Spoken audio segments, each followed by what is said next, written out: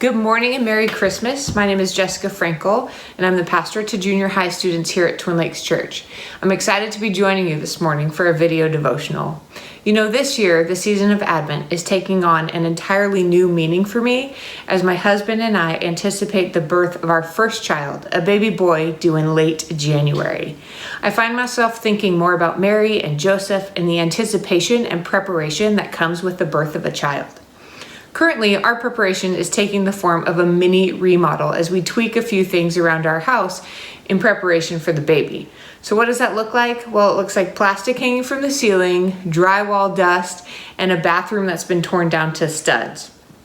And the timing of this remodel coincided with the start of the atmospheric river, and so when we tore out the bathroom, we ended up tearing out the only standing shower that we had in our house, which leaves us with our outdoor shower. And to be honest, I was not very excited about the prospect of showering outside in the rain while 8 months pregnant. And I might have complained about it a little bit.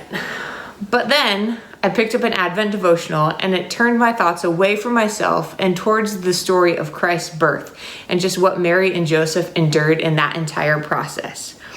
It's near impossible to complain about the inconvenience of showering outside when I read about Mary traveling from Nazareth to Bethlehem while really pregnant.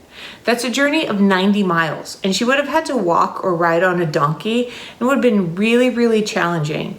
So my hardships and my inconveniences seem small in comparison to hers. You know, at this stage in my pregnancy, I want to settle in and nestle. I want to get everything ready for the baby. And I'm sure Mary wanted to do the same. But instead, she traveled. And on the surface, it was to be part of the Roman census. But in reality, it was to fulfill the prophecy that the Messiah would be born in the city of David, the town of Bethlehem. You know, God called Mary to undertake a difficult journey that required her to be courageous. And he does the same for us. A life following Jesus is not a life of ease. There are times in our lives that God calls us to follow him in ways that are difficult and require courage. The question is, how will we respond? Will I whine and complain when my life is difficult or my circumstances are inconvenient? Or will I respond like Mary, who in Luke 1:38 says, "I am the Lord's servant. May it be to me as you have said." Or later in Luke 1:46-47, she says, "My soul glorifies the Lord, and my spirit rejoices in God my Savior." This Christmas, may you and I be able to glorify and rejoice in the Lord, regardless of the inconveniences we face or the difficulty of our circumstances. May we be able to trust in God's good plan. Merry Christmas, and I hope you have a wonderful day.